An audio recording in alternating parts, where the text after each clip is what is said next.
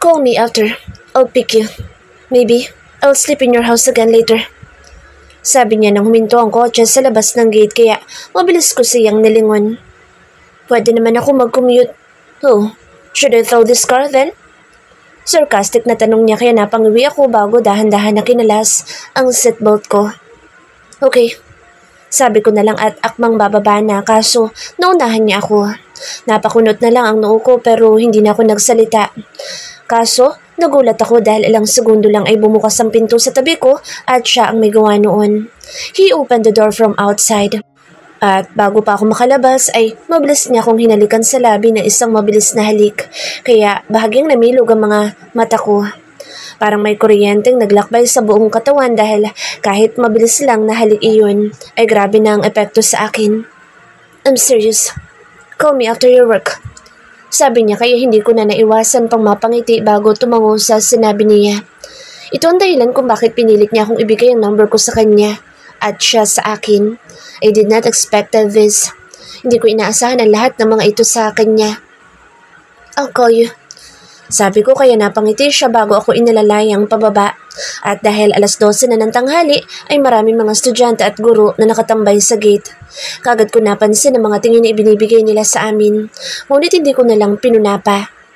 Sa site lang ako. Sabi niya na nagpatango sa akin. Sa lahat-lahat ng mga nangyayari ay hindi ko maiwasang magtanong.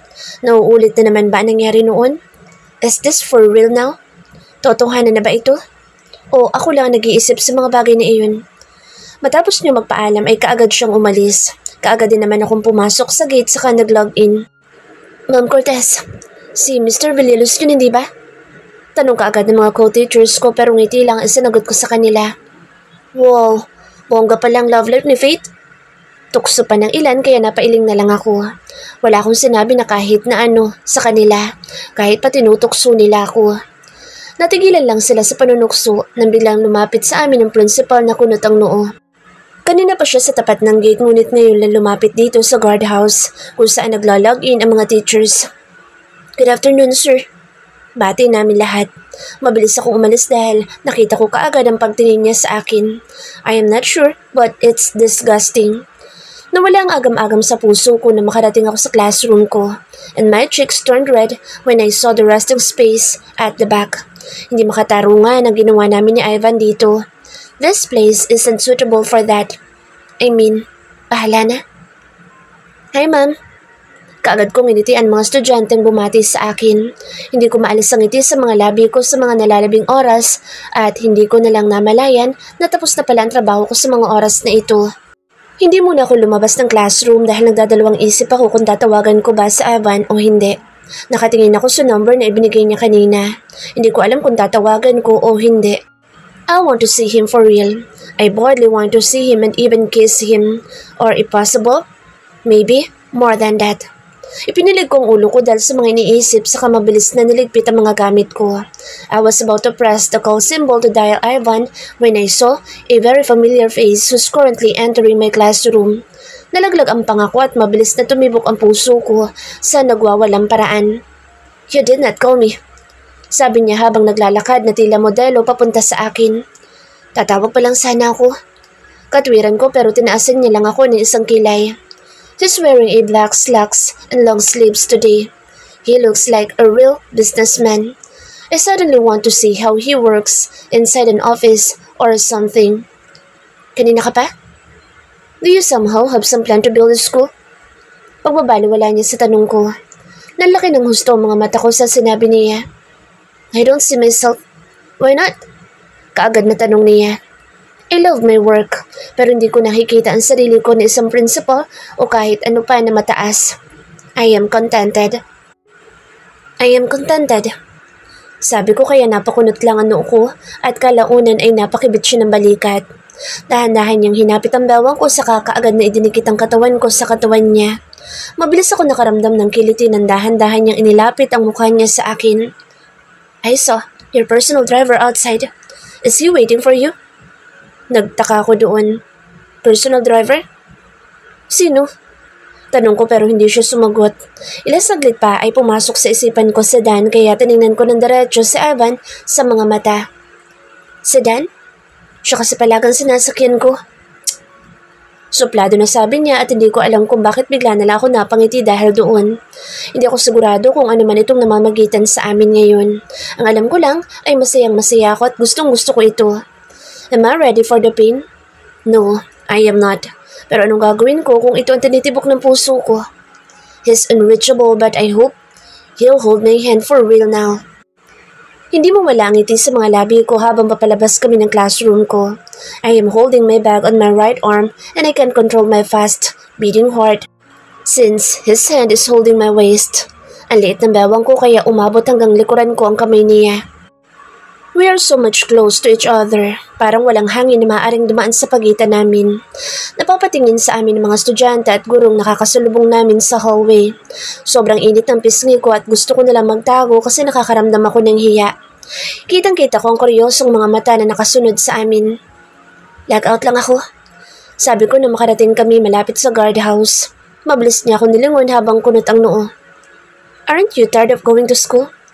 Why did you even choose this profession? Kunot ang noo na tanong niya kaya napangiti na lang ako. He is cute. Basta. Sagot ko na lang bago humiwalay sa kanya. Dahan-dahan niya namang inalis ang kamay niya sa bewang ko kaya pigil ngiti akong pumasok sa guardhouse para mag-log out. Faith. My God. May something pala talaga kayo? Kinikilig na sabi na isa sa mga co-teacher ko kaya wala sa sariling napalingon ako kay Ivan. He's now standing beside his car. Nakalukip-kip at seryoso ang muka. Mauna ka na, Faith. Mukhang may lalakarin ka pang importante. Sabi ng isa pa kaya mabilis akong umiling. Hindi, kayo na. Sabi ko pero pinilit nila ako at pinagtulakan pang palapit sa biometric kaya wala na akong magawa kung hindi mag-log out na lang. Matapos ko mag-log out ay kagad ako naglakad papunta kay Ivan. Tumayo siya ng maayos nang mamataan ako kaya pilit kong itinago ang ngiti kong hindi maalis. Where to? Tanong niya habang dahan-dahan na gumagapang ang isa niyang kamay papunta sa bewang ko. Ikaw? Marahang sambit ko pero nginisian niya lang ako sa katinaasan ng kilay na nagbigay sa akin ng kakaibang saya na hindi ko alam kung bakit ko nararamdaman ngayon. I am indeed in love with him. There is no doubt. Nakakatakot pero nakaka-excite ang pakiramdam na ito.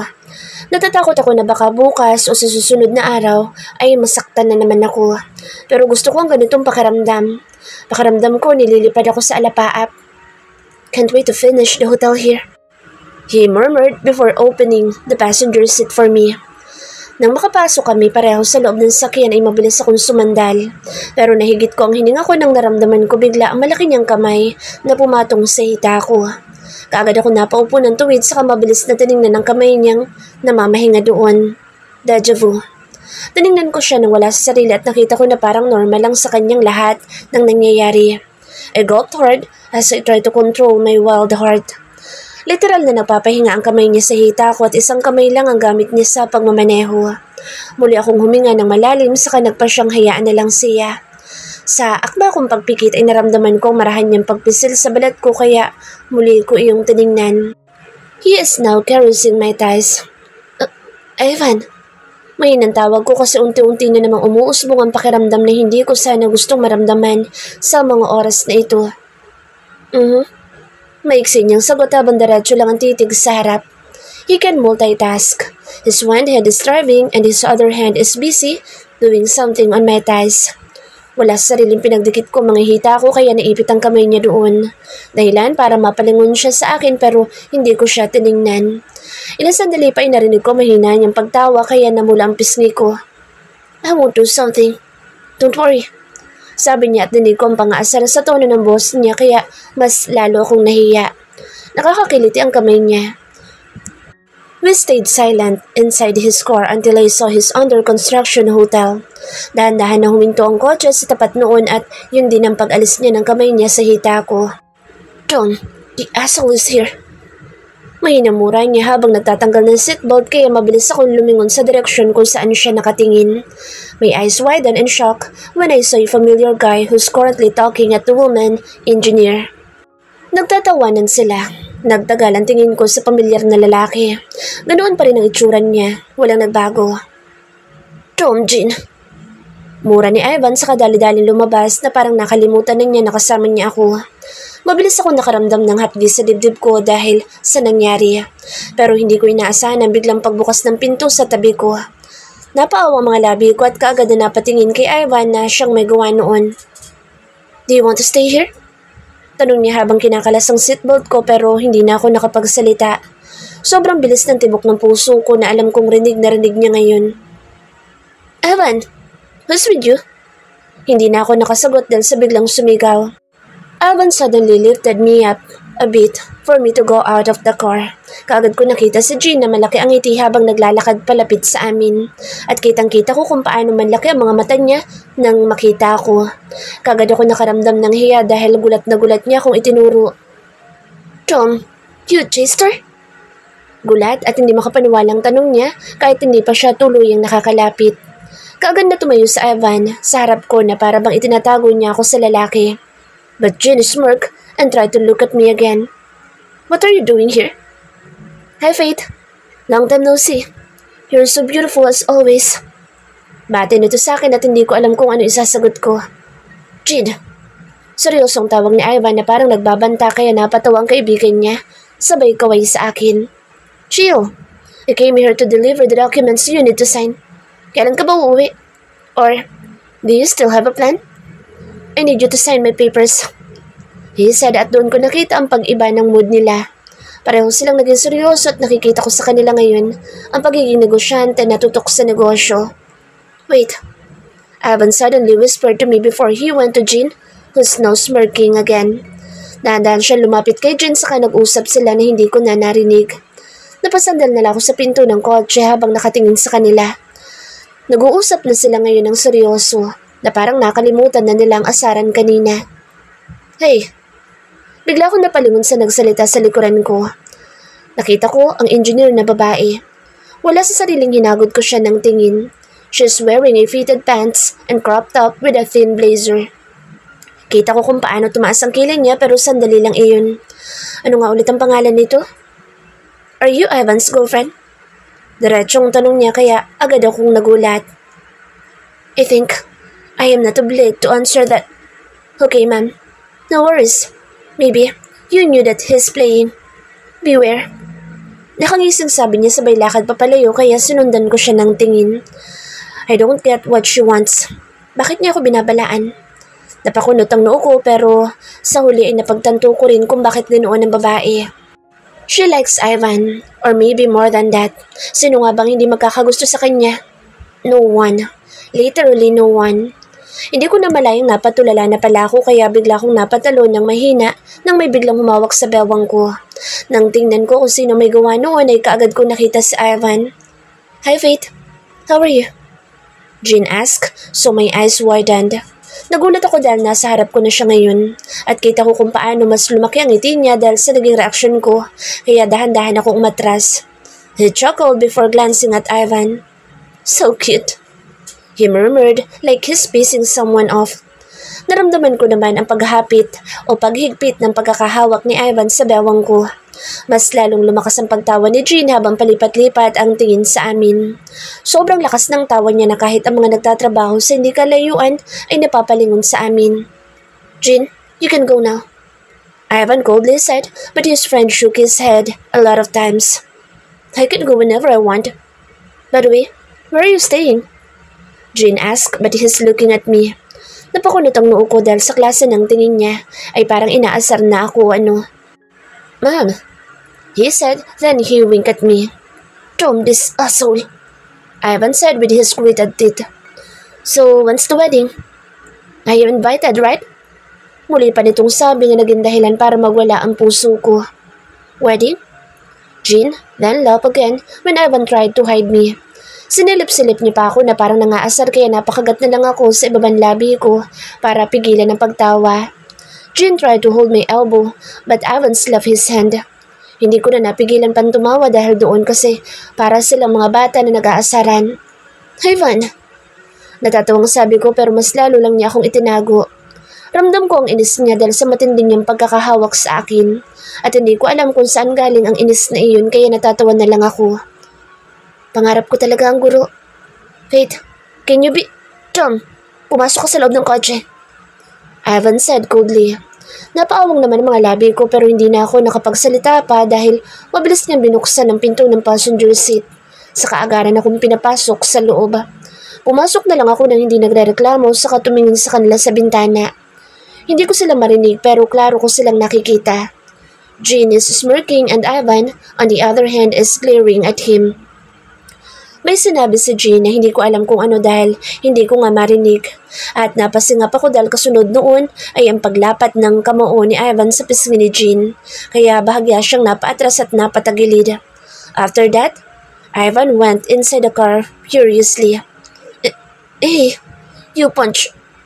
Hindi ko na natapos ang sasabihin ko dapat kasi mabilis niyang pinandar ang kotse at tuloy-tuloy kaming umalis sa lugar na iyon. Napalunok na lang ako sa kadahan-dahan ko isuot ang seatbelt. Marami sana akong gustong itanong pero pinigilan ko ang sarili ko dahil nakikita kong galit siya.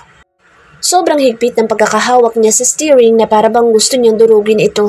Ayoko na lang magsalita pa kasi baka sa akin bumaling ang galit niya at ayoko mangyari iyon. Ang bilis ng pagpapatakbo niya sa kotse kaya napakapit ako sa gilid ng upuan.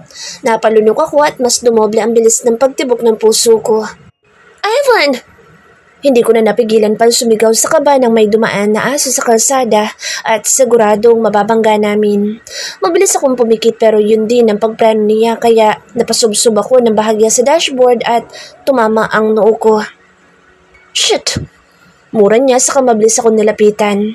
Bahagi ako nakaramdam ng hilo dahil sa pagtama ng noo ko kaya hindi muna ako pumikit. Shit! Shit, I'm sorry. Hey! Look at me! Tom!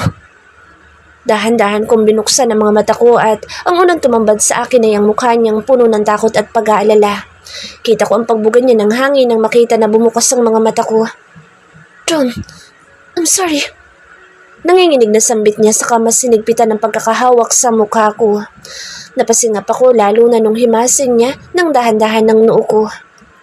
Shit! Muli niyang mura bago idinikit ang noo niya sa akin. I'm sorry. I was careless. Nanginginig na bulong niya kaya dahan-dahan ko ipinatong kamay ko sa kamay niyang nasa pisngi ko. I'm fine. Sabi ko pero mas sumigpit lang ang pagkakahawak niya sa akin. I'll talk to the mayor tomorrow. To clean the road. No animal should be running anywhere. Starting from now. Shit. Sabi niya na ikinasinghap ko. So sobrang lapit niya sa akin ay narinig ko malakas na pagtibok ng puso niya. Tila nag-uunahan ang puso namin sa pagtibok kaya napangiti ako. Biglang nawala ang sakit sa noo ko at napalitan nito ng init na biglang bumalot sa dibdib ko. Starting from this day, I am willing to take a risk. I will hold his hand. Hahayaan ko ang tadhana na maglagay sa amin sa kung saan man kami nararapat. But I will never let him go because I love him. At sa puntong ito, gusto kong isipin na sana'y nakapasok na rin ako sa puso niya. Sana. Are you sure? You okay?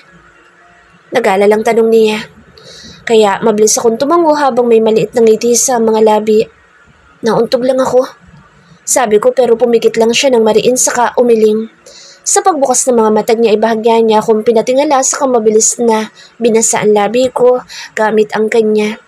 Mabilis na napaawa ang mga labi ko dahil sa halik na iyon kaya inulit niya ng 3 beses. Tom! Mahinang mura niya ulit bago ako halikan sa noo.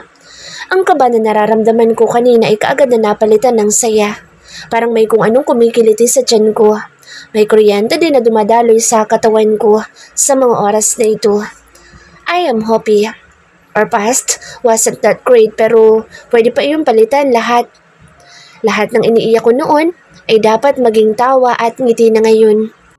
Sabihin na natin mabilis masyado ang mga pangyayari. One day, I am heartbroken and now I am smiling from ear to ear while staring at the guy who's the reason behind of this all. Kagad kong kinagat ang pang-ibaba kong labi ng mapagtanto ko na kanina pa ako nakangiti na parang baliw habang nakaupo dito sa kama niya sa hotel na tinutuluyan niya habang nandito siya sa bayan namin. It's been almost 2 weeks now. Hindi ko alam kung ano ang tawag sa ginagawa naming ito. I don't know and I have no courage to ask him. Sadyang nananahimik na lang ako at dinadama ko ang kasiyahan na hatid niya. Sa totoo lang, hindi niya naman nagagamit itong hotel na ito. He's sleeping in our house every night. Mula noong natulog siya doon ay tinuloy-tuloy na niya. Hindi ko alam kung ano ang side ni tatay tungkol doon kasi wala naman siyang sinasabi. And I caught them talking every time, so I think they are close now. Hindi ko alam kung ano man itong namamagitan sa amin. It's giving me butterflies. At para akong lumilipad sa alapaap sa bawat araw na nagdadaan. You can use my laptop. It's right there. Sabi niya sabay turo sa maliit na lamesa sa tabi nitong kama kung saan nakapatong ang laptop niya. Kanina pa kasi ako nagsasabi na kailangan kong gawin ang class record ko. At siya naman ay katatapos lang maligo. May tuwalya na nakatabon sa ibabang bahagi ng katawan niya at kasalukuyang tumutulo pa ang tubig sa dibdib at buhok niya. Wala sa sarili ako napanguso. Hindi ko kailanman naisip na magiging normal na sa akin ang mga ganitong tagpo. He's almost naked in front of me now, and here I am, watching him like it's the most natural thing to do. My heart is beating so fast because of happiness. Pero wala na akong nararamdamang ilang sa kanya. Kampante na ako sa presensya niya. I am seeing him for almost every day. Sa ulo ko na yata lahat sa kanya. Lahat ng parte ng katawan niya at alam ko na ganoon din siya sa akin. Dito ka ba matutulog ngayon? Tanong ko pero mabilis lang siyang umiling sa kawalang pasabi na inalis ang tuwalyang nakapulupot sa bewang niya kaya napaiwas na lang ako ng tingin. I heard him chuckled, so I pouted a bit. I'll sleep here. If you'll sleep here. Sabi niya pero umiling na lang ako sa kadahan-dahan na humiga sa kama kasi kanina pa nangangalay ang likod ko. I am still wearing my uniform and it's fine. Wala akong pamalit dito at hindi pa kami umuwi sa bahay kaya kailangan ko magtiis. Ilang sandali pa ay lumabog ang espasyo ng kama sa tabi ko kaya mabilis ko siyang nilingon. I saw him sitting beside me while only wearing his boxers. I'm tired. Wala sa sariling sabi ko at hindi ko inaasahan ang pagyuko niya ng bahagya para bigyan ako ng halik sa labi. Isang marahan na halik ang ibinigay niya sa akin. Dahan-dahan akong tumugon sa halik niyang iyon. Bahagya niya inayos ang posisyon namin para mas mahalikan ako ng mabuti at lang sandali lang ay natagpuan ko na lang ang sarili ko sa ilalim niya habang patuloy kaming naghahalikan. We are doing this every day at kapwa kaming hindi nagsasawa sa isa't isa. Napuno ng mga ungol na galing sa amin ang kwartong iyon at hindi na namin namalayan ng oras kagaya ng palaging nangyayari. Lumipas ang araw at malinaw sa akin na mas lalo ko nahuhulog sa kanya. Hindi ko mapigilang makaramdam ng takot dahil walang malinaw na salita kung ano nga ba kami, kung ano na ang nangyayari sa amin. I am hoping that he feel the same as I am, but I am waiting for his words because actions without words are confusing. He is confusing me. He's sweet, caring and thoughtful. Mga ugaling hindi ko naranasan sa kanya noon pero bakit ganito? I need his words. I don't want to conclude dahil ako lang din na masasaktan sa huli kapag mali na naman ako. Ayokong umasa pero hindi ko maiwasan. I love him so much. Mas lalo ko siyang minamahal sa araw-araw. Sa araw-araw ko siyang nakakasama at nakakatabing matulog ay hindi ko na magagawang umahon pa sa pakiramdam na ito. Because the moment I open my eyes every morning, his calm face made me feel that I am home. I belong to him. At gusto ko na habang buhay ko iyong maramdaman kasama siya. Natatakot ako na baka isang araw gumising ako na wala siya sa tabi ko.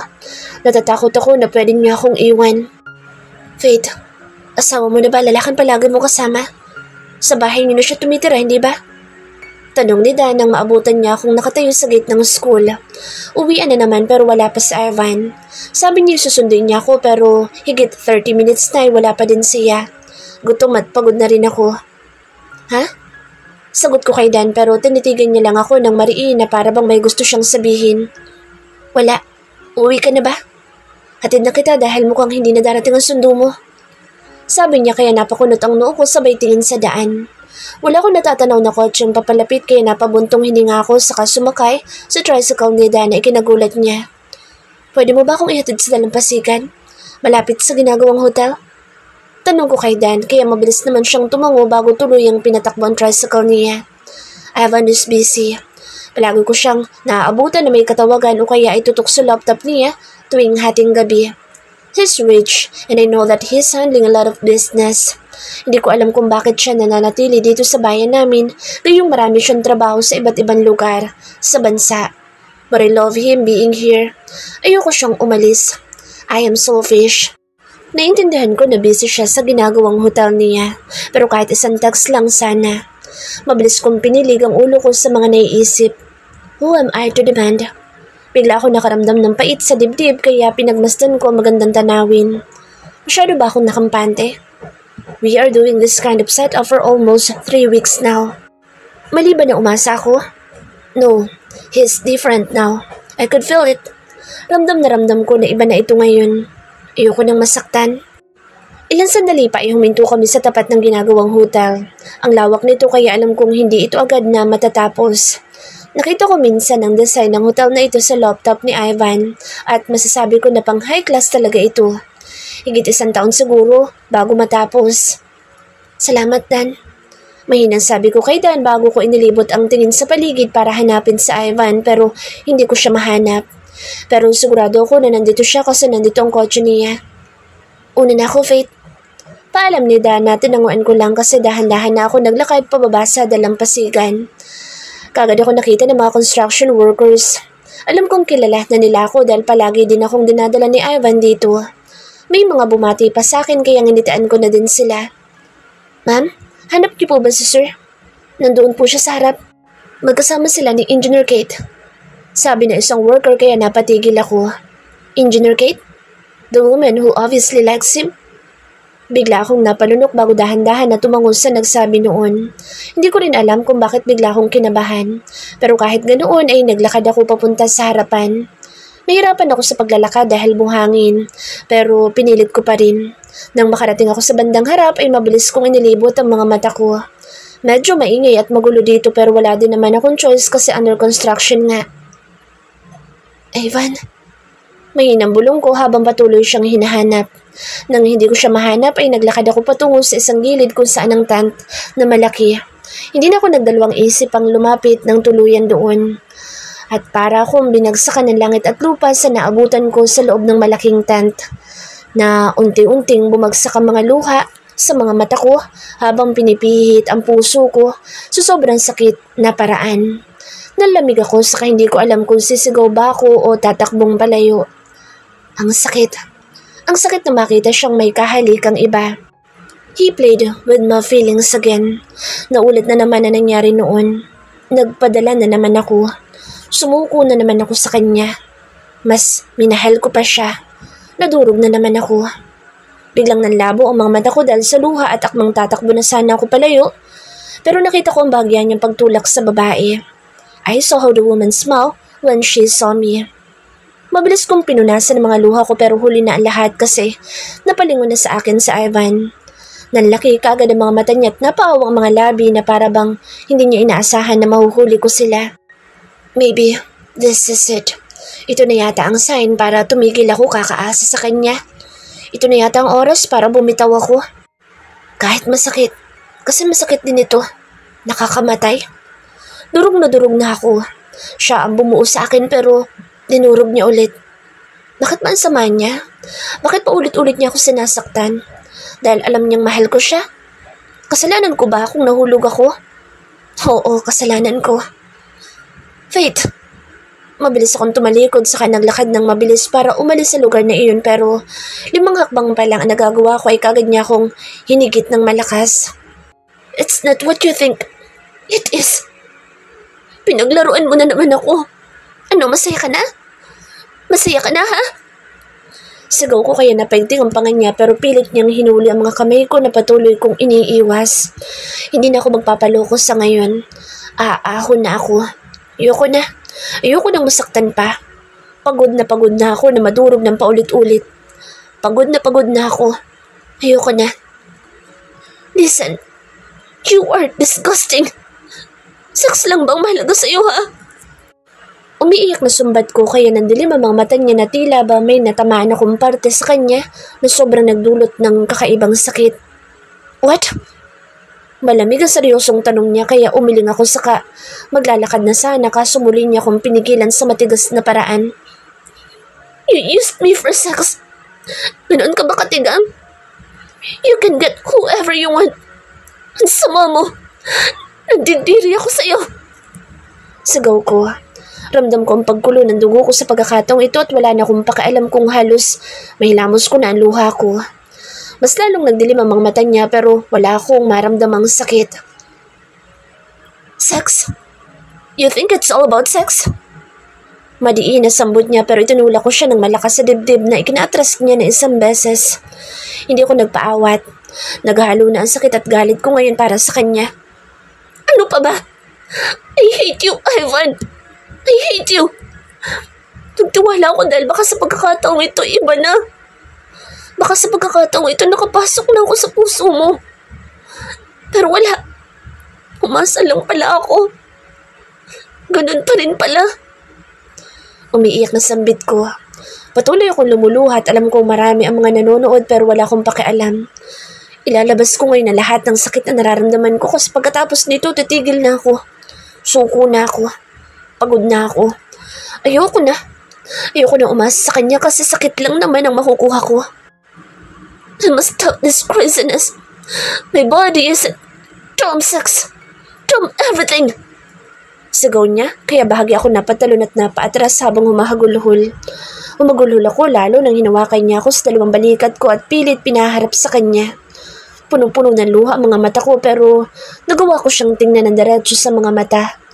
Mas lalo ko nasasaktan dahil nababasa ko ang galit niya sa mga oras na ito at alam kong para sa akin na yun. You think I am just after sex? Because you saw us kissing?